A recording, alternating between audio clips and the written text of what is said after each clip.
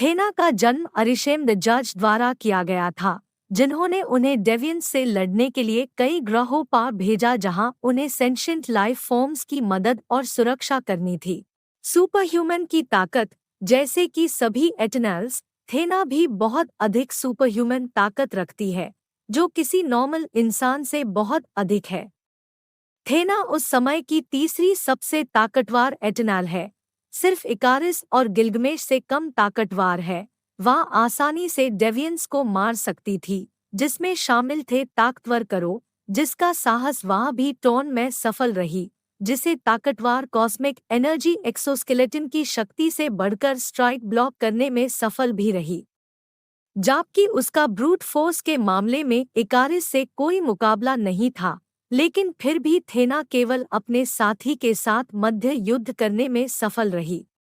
इन युद्धों के दौरान उसके वार बहुत ताकतवर थे, जिनसे इकारिस को ठोकर खाने की और पीछे झुकने की आवश्यकता थी। साथ ही वह उसे एक थप्पड़ से कई फीट दो भी भेज सकने में सफल रही, जिसके कारण इकारिस पीछे झुककर एक चट्टान को तोड़ दिया।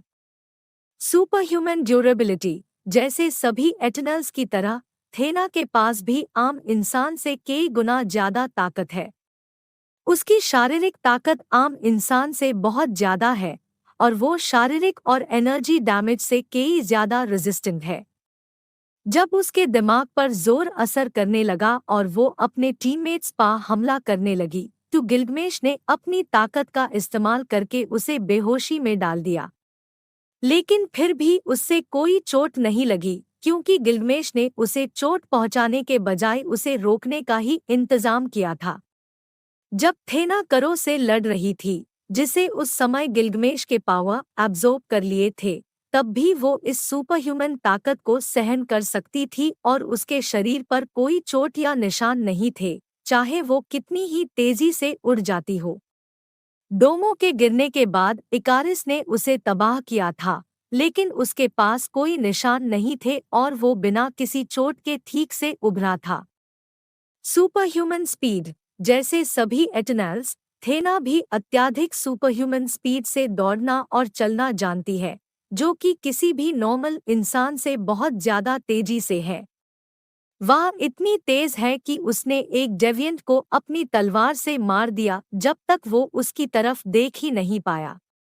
उसने इकारिस के ऑप्टिक बीम्स को अपनी शील्ड से बहुत जल्दी ही रोकना दिया था और उनके साथ मुकाबला भी किया। इकारिस और जनरल करो के साथ लड़ते वक्त उनकी तेजी से संभावित होते हुए थेना भी अपने टीममेट्स से पीछे नहीं रही थी। इकारिस के खिलाफ लड़ते वक्त जब मक्कारी उसका ध्यान खींच रही थे, थेना 2 बार उसके पास पहुंचने में इतनी तेजी से भागी थी कि इकारिस उसके हमले और लात तक का जवाब नहीं दे पाया था। थेना की शरीर की जो मसल्स है, वो किसी नॉर्मल इंसान के मुकाबले बहुत अधिक शक्तिशाली और प्रभावशाली है। इसका अर्थ ये है कि जब वो शारीरिक क्रियाओं को अंजाम देती है, तो उन मसल्स में कोई थकावट का कोई प्रभाव नहीं होता है। उसकी अत्यधिक स्टैमिना उससे ये अनुभव करवाती है कि वो बहुत लंबे समय तक बिना थकावट के अपनी सीमाओं तक काम कर सकती है। थेना के पास सुपरह्यूमन रिफ्लेक्सेस है।